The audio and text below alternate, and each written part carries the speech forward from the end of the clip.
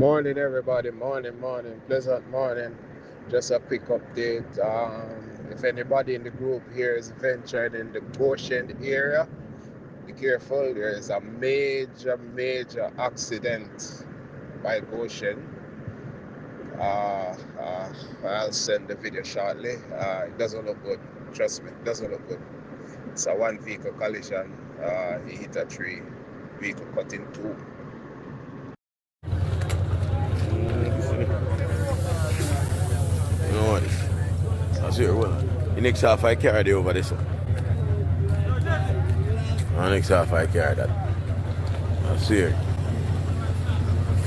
So when I foot there, when I dog foot that over this one. Wicked. God never know you.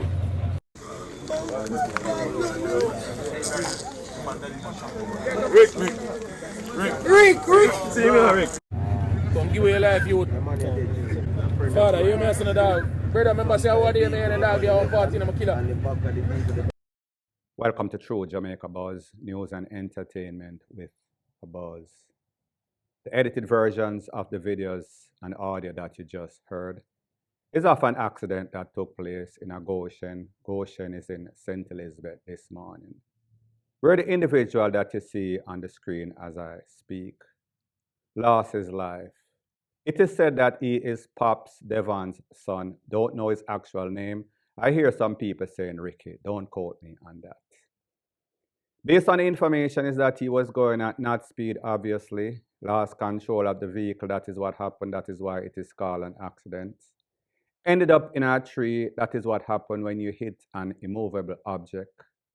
That vehicle was split in two. He also lost his two legs, and pretty much he was mincemeat. Not to say that he would have needed his leg, because based on the impact, based on the severity of the accident, based on the fact that the vehicle was split in two, it was a mangled mess. It was hopeless. Even if he lived, he would have been in a vegetative state. Unfortunately for him and his family, he did not make it. Condolences to his family.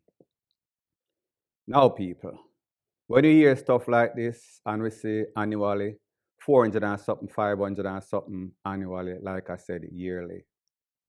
Bike, taxi, minibus, truck, everything, all aspects, all combination that you can think of happens in Jamaica. And a lot of times it could have easily been avoided. This too could have easily been avoided had this man chose not to speed. You hear people must say, look how you give away your life. Away there, me and you spar, and now you're gone. People, this is what happens to a whole bunch of young men and young women in Jamaica because of hard years, because of hype. Hype mixed with alcohol is a very deadly combination. Such is the case, in this case, point blank and period. Come on, like the pressure is unbearable. No pressure, I'm in a blood clot. Someone, blood clot, money. Me have to mash up all things in here. Mash up them blood clot. I say if I just such a rhythm, I lick out the blood clot glass. Because sometimes the pressure does feel like more mad, crazy, and just mash up. Like the place of fire. Stab up jokes and the pit of them and just everything just done and over with. And then sometimes I the things that I see are coming at me, I say, no, hold it, girl. How about how I feel? Don't someone have asked me, how you feeling today? And I'm not doing good. Place already. I went to the place already, Spice. But go there already. Spice, but go there already. And I'm telling me foolishness. So the next thing that is popping in the news is a very disturbing video or series of videos that I see circulating over social media, in which social media personality, notably Rosalie from TikTok, is claiming that the CPFSA, CDA took away her children based on some things that she did on social media. Just in case you don't know, she was seen on social media with her boyfriend Jakes and Akeem having all sorts of sex, or at least at best, or well, not best, but worse, simulated sex. However, she also made some damning statements in which she said she feel like she could have mashed up the house, joke up our boyfriend and take away our juk up or picnic them with some sorts of kitchen utensil. Well, people, you know that if you are the CPFSA, your responsibility is to make sure that children are not grown in dysfunctional home, and Rosalie, as well as most of these TikTokers, are as dysfunctional as you can get. Rosalie probably being the worstest of them. So when she did her act on social media, which is what her fan base kind of likes, what rails them up, and when she said what she said about doing what she's going to do to the house, the children, and the boyfriend, CPFSA did their responsible thing. They came and they took away the children because that is their responsibility to safeguard the children from psychopaths such as Rosalie. Well, people, you heard Rosalie's side of the story. She came out and claiming that them take away the picnic and she don't know why. Well, people, this is exactly what the CPFSA had to say. This is the person that is in charge. I want you to take a look at exactly what she had to say, and then I'll give my piece.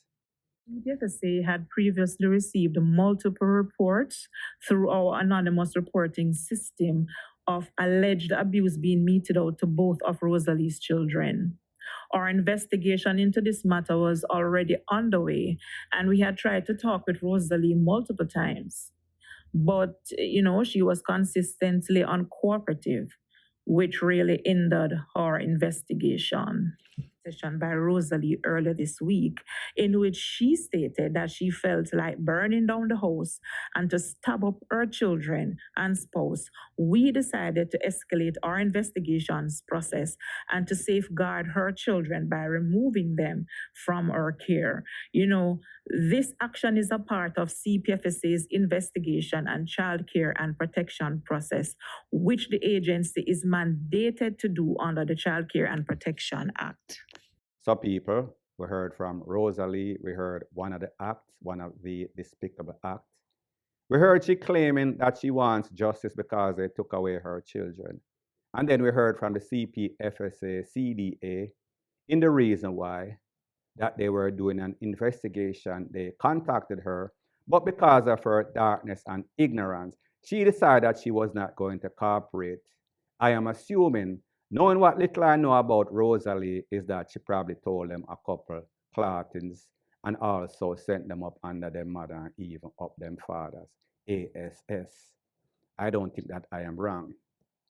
So people, like I said, the theme of this, for every action is an equal and opposite reaction.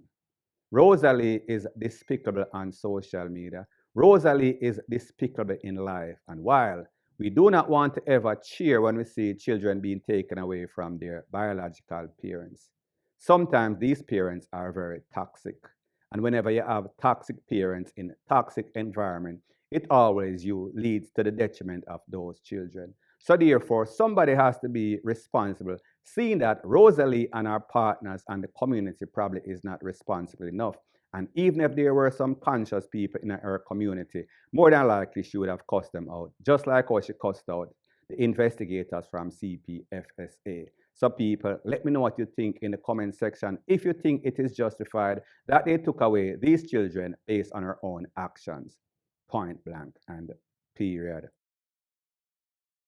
So the next thing that is popping in the news, disturbingly so, is a video that has been making its round over social media, in which the video, meaning CCTV, video surveillance camera, shows a young man, 22-year-old Jamar Farkinson from Cherry Tree Lane.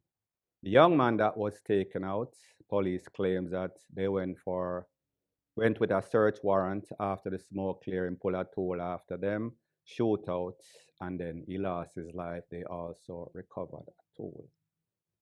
So the video that you saw at the start of it was the actual video of the time that police came to the residence and they decided they were going to search.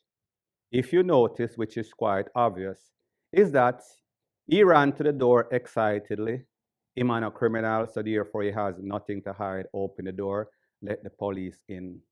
The events that followed are not consistent with what residents are saying. So therefore, the popo and the residents and the family member have two polar different stories.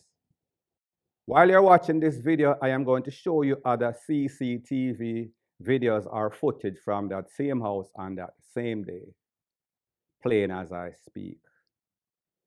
Now, people, when we take into consideration what we saw on the video, which was obvious, he opened the door and then he put his hands in the air.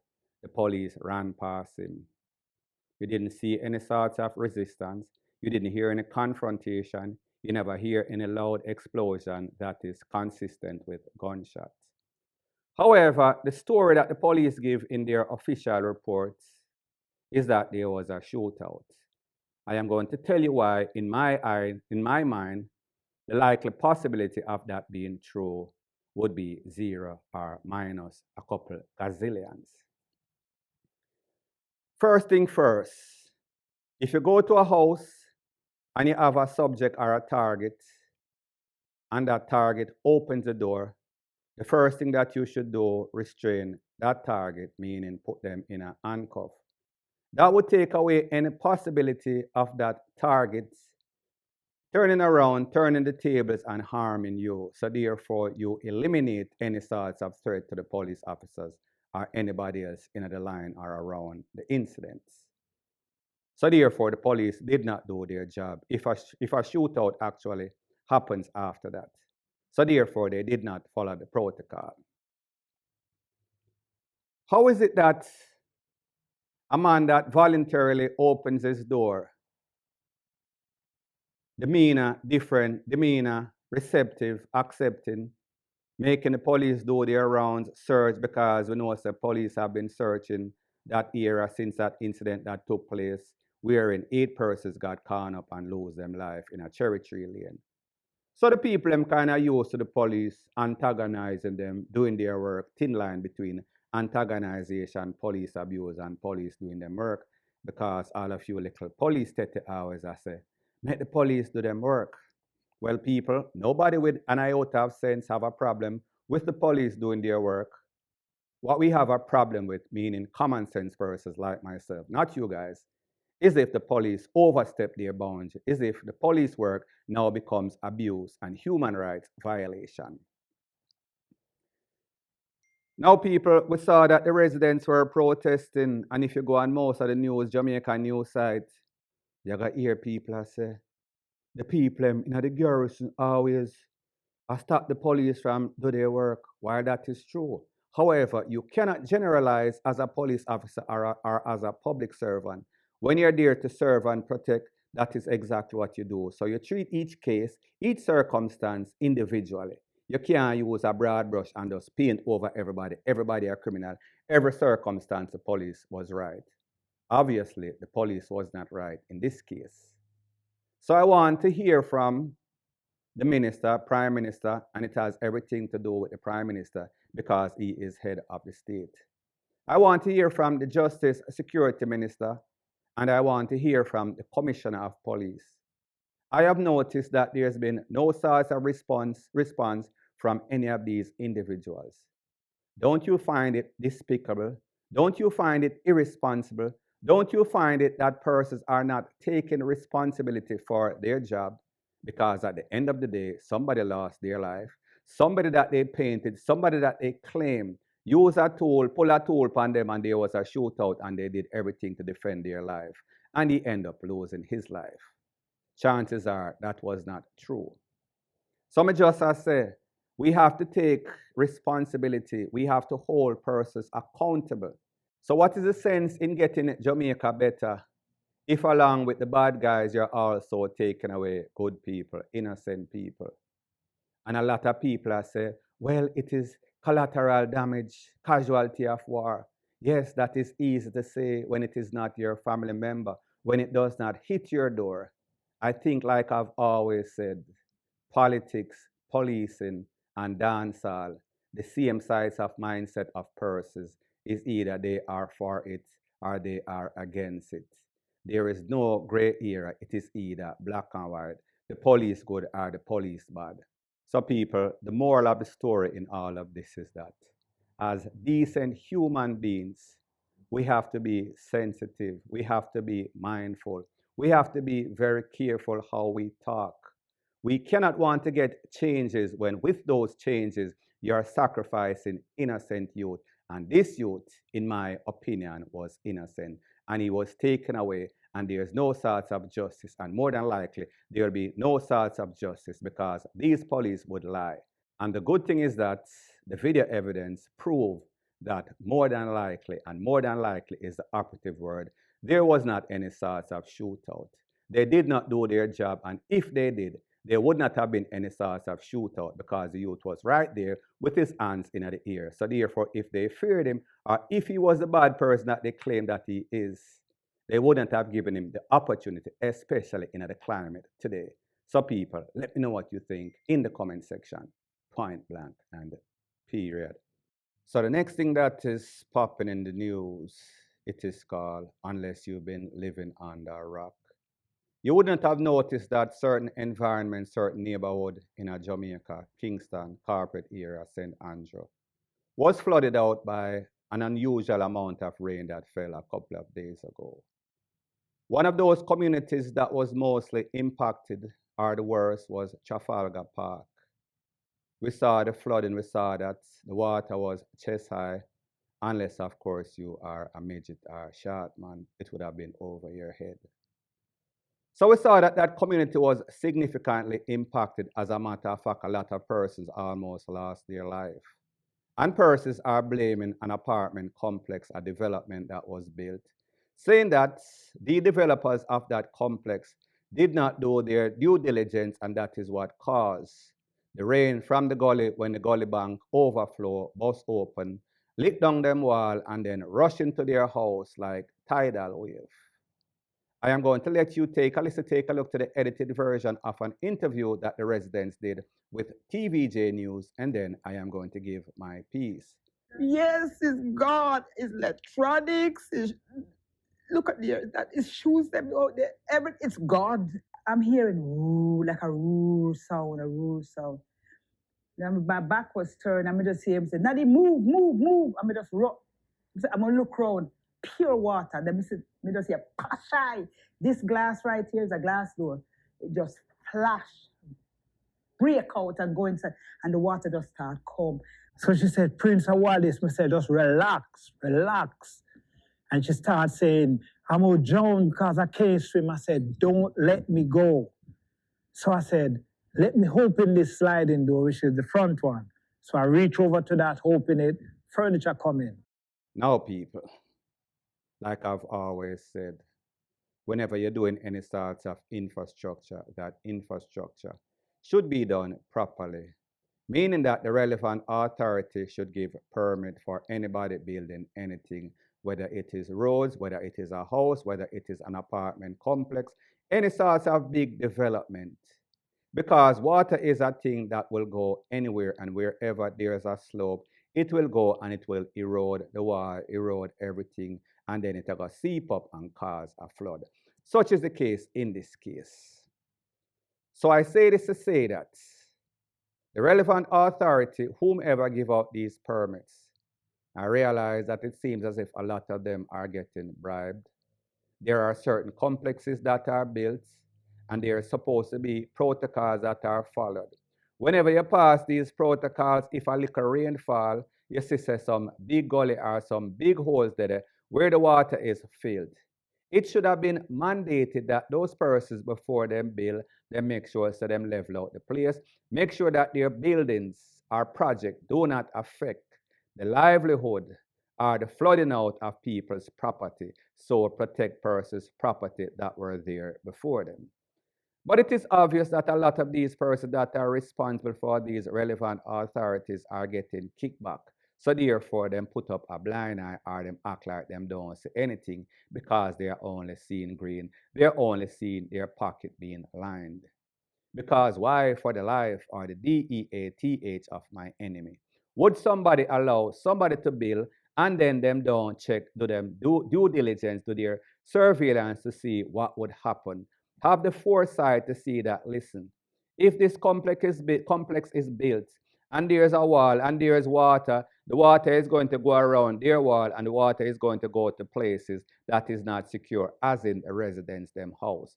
And that is exactly what happened. So one of the morals of the story is that you should have foresight as the management of a relevant authority. Do not just think about lying in your pocket.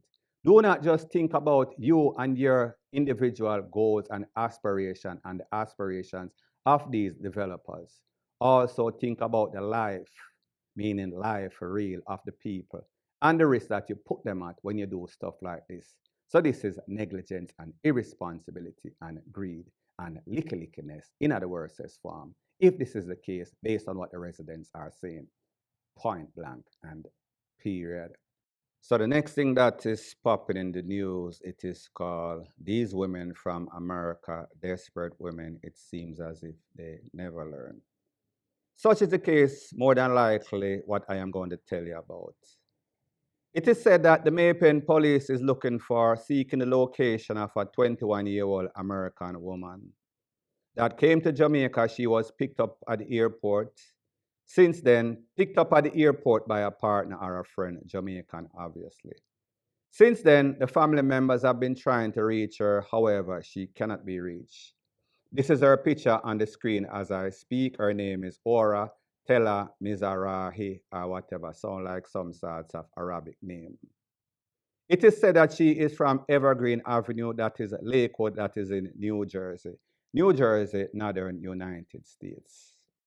So the next thing that is popping in the news is an update about a story that I spoke about a day or so ago, where it is said that Virus Cartel was keeping an after party in Birmingham, in which at least 4 persons got shot up.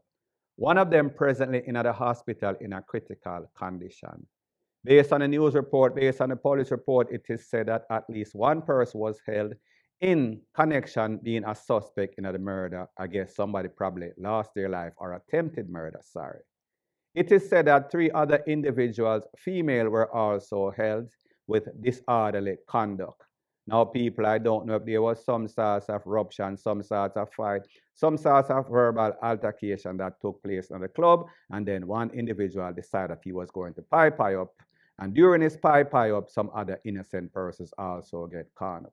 As soon as I get some more pertinent information, I'll be sure to divulge ASAP, point blank and period.